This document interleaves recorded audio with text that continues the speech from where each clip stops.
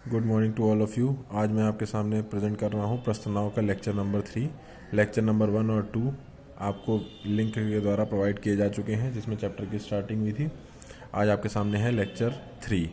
तो लेक्चर 3 में हेडिंग है साबुन के घोल के बुलबुले के भीतर अधिक दाब। जैसा कि साबुन का घोल का बुलबुला कैसा होता है, जैसा कि आप सबने बचपन में साबुन या सर्फ से घोल बनाया होगा और फिर उसमें एक स्ट्रॉ डाल करके आप बुलबुला बनाते हैं, तो वो जो बुलबुला बनता है वो होता है साबुन के घोल का बुलबुला। तो उसके भीतर जो आधिक्य दाब है उसकी गणना हमको करनी है। आधिक्य दाब क्या होता है ये मैंने आपको लेक्चर 2 में समझा दिया था। तो अब हम चालू करते हैं साबुन के घोल के बुलबुले के भीतर आधिक्य दाब। तो देखिए, मान लिया आपने एक आर त्रिज्या का साबुन के घोल का एक बुलबुला बना दिया। ये त्रिज्या जिसकी क्या है आर। इसके भीतर आधिक्य दाब है पी प्लस डेल्टा पी, जिसमें से पी वायुमंडलीय दाब है और पी डैश आपका आधिक्य दाब है। ठीक है, पी आपका है बाहर से भी लग रहा है, आधिक्य दाब का मान पी डैश है। इस आधिक्य दाब पी डैश के कारण वक्रता त्रिज्या में वृद्धि हुई है डेल्टा आर। तो वही लिखा हुआ है, माना आर त्रिज्या का एक बुलबुला जिसका प्रश्न तनाव कितना है टी। भीतरी दाब पी प्लस पी डैश है जैसा कि आप देख सकते हैं, और बाहरी दाब पी है जैसा कि आप यहाँ देख सकते हैं। तो जो एक्स्ट्रा दाब है पी डैश, इसके कारण कितना कार्य किया जाएगा वो निकालना है। कार्य बराबर बल गुणे विस्थापन, अर्थात गोले की त्रिज्या में वृद्धि डेल्टा आर हुई है। अब कार्य बराबर बल गुणे विस्थापन, तो हमें निकालना है P dash equal to F by A, पता है, तो F equal to P dash into A. P dash यहाँ पर आधिक्य दाब है जिसके कारण हमको किया गया कार्य निकालना है। तो डब्ल्यू बराबर पी डैश इंटू ए और आर। एरिया, इस गोले का एरिया जो है वो होगा, आर त्रिज्या का है तो इसका एरिया होगा 4 पाई आर स्क्वायर। तो कार्य बराबर P dash into 4 pi r square into delta r. यह आपका बन गया समीकरण 1। अब हम बात करते हैं साबुन के घोल के अगर हम साबुन के घोल के बुलबुले की बात करें तो उस बुलबुले के, तो जो साबुन के घोल का जो बुलबुला बनता है उसके हमेशा 2 पृष्ठ होते हैं। तो क्षेत्रफल में वृद्धि, अगर एक पृष्ठ होता तो क्षेत्रफल में वृद्धि इतनी होती, 2 का मल्टीप्लाई ना होता, लेकिन इसके 2 पृष्ठ होते हैं तो 2 का इसमें मल्टीप्लाई आपको करना पड़ेगा। तो वृद्धि का मतलब नई जो गोला बनना उसकी त्रिज्या आर प्लस डेल्टा आर है, तो 4 pi are plus delta R का होल स्क्वायर माइनस 4 पाई प्रारंभिक वाला गोला जिसकी है 4 पाई आर स्क्वायर। तो ए इक्वल टू 4 पाई मैंने कॉमन ले लिया, तो 8 पाई ए प्लस बी का होल स्क्वायर ओपन करेंगे, A square plus B square plus 2ab minus R square. अब देखिए डेल्टा आर जो है वो एक स्मॉल क्वांटिटी है, और स्मॉल क्वांटिटी का स्क्वायर करेंगे तो वो और भी स्मॉल हो जाएगा, जैसा कि मैंने आपको प्रीवियस लेक्चर में बताया था। तो अब जब डेल्टा आर 0 हो जाएगा तो बचेगा कितना, 8 pi into 2 r into delta r. तो ये हो जाएगा आपका 16 pi r into delta r. ये हो गया क्षेत्रफल में वृद्धि, जिसको हमने समीकरण 2 मान लिया। तो इसी के साथ पृष्ठ ऊर्जा में कितनी वृद्धि होगी वो देखनी है हमको, टी इंटू डेल्टा ए, जैसा कि प्रीवियस लेक्चर में पढ़ाया गया था, टी इंटू डेल्टा ए बराबर डेल्टा डब्ल्यू। तो अब हम समीकरण 1 से डेल्टा डब्ल्यू का मान उठा के यहाँ रखेंगे, तो P dash into 4 pi r square into delta r, और यहाँ पे डेल्टा ए जो समीकरण 2 से रखा जाएगा उसका मान रख दिया। पूरा सॉल्व करने पे जो आधिक्य दाब का मान आएगा वो आएगा 4t बाई आर।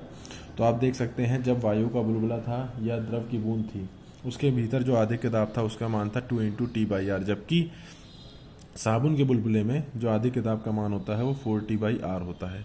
इसमें जो एक्स्ट्रा 2 का मल्टीप्लाई हो रहा है वो इस तरह वजह से हो रहा है क्योंकि उसके मुक्त पृष्ठ जो होती है उसकी 2 सतहें होती हैं साबुन के बुलबुले की। तो इस तरह से हमने साबुन के बुलबुले के भीतर आधिक्य दाब की गणना करनी है, वो मैंने आपके सामने दिखा दी। अब हम आगे जब पढ़ते हैं अपनी टॉपिक में, कांच की नली में मुक्त पृष्ठ की आकृति। क्या होता है जब किसी कांच की नली में, बीकर में अगर आप पानी डालें या आप मरकरी डालें या और भी कोई द्रव डालें तो उसका जो मुक्त पृष्ठ होता है, सबसे ऊपर जो पृष्ठ होता है उसे मुक्त पृष्ठ कहते हैं।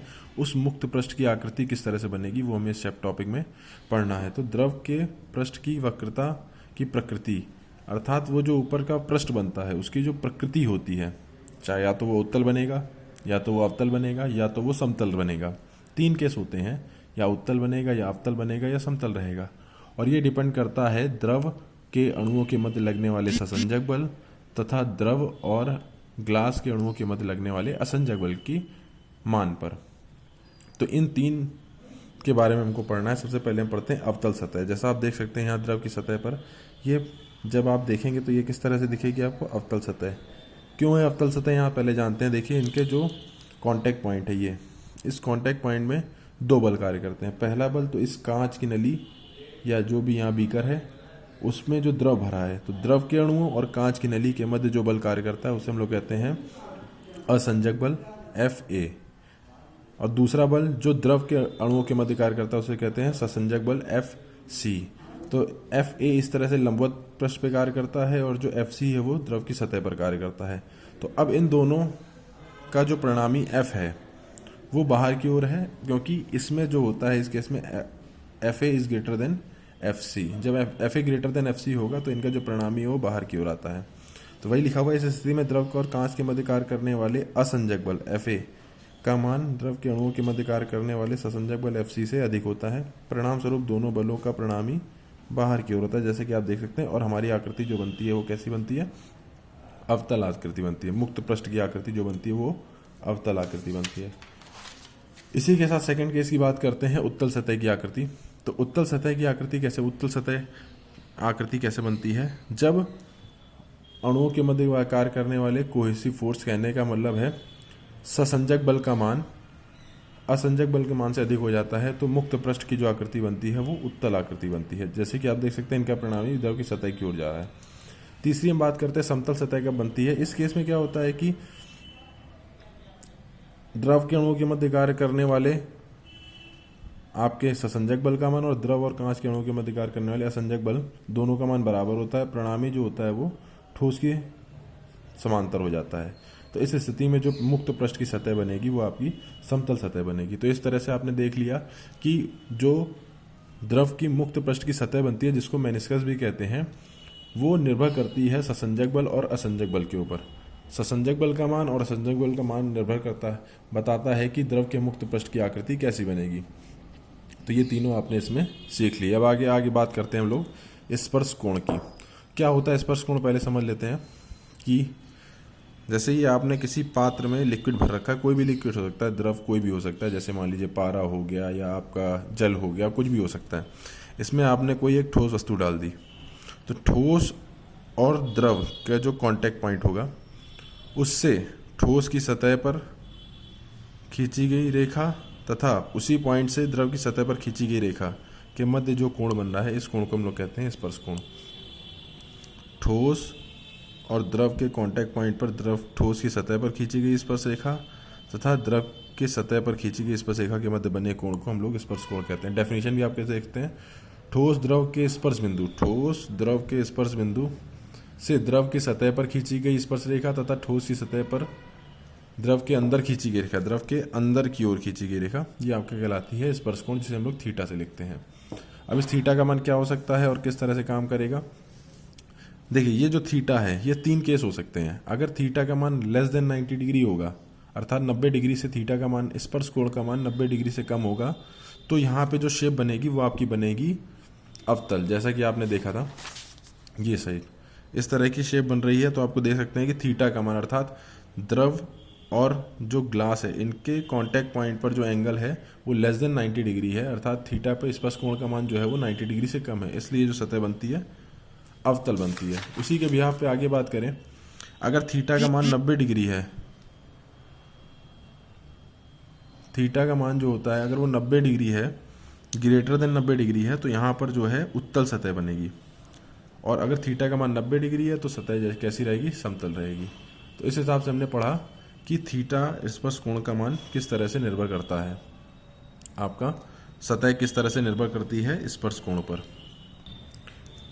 इसी में देखते हैं, अगर थीटा का मान लेस देन 90 डिग्री होगा तो लिखा हुआ है द्रव ठोस को गीला कर देता है। जैसे कि आप एग्जाम्पल में अगर आपको दूं, तो एग्जाम्पल आप देख सकते हैं कि जैसे अगर हम किसी कांच की सतह पर पानी डालें तो पानी भीग करके उसको नीचे आ जाता है, लेकिन अगर हम उसकी सतह पर अगर हम पारा डाल दें तो पारा उतना नीचे नहीं आ पाता जितना पानी आता है, अर्थात वो उस द्रव की सतह को नहीं भिगोता है, जबकि पानी जो होता है वो द्रव की सतह को भिगो देता है। तो वही हमारे लेक्चर में बताया गया है कि अगर थीटा का मान लेस देन 90 डिग्री होगा तो द्रव ठोस को गीला कर देता है, अर्थात जल और कांच के मध्य जो स्पर्श कोण का मान बनेगा वो 90 डिग्री से कम बनेगा। ठीक है।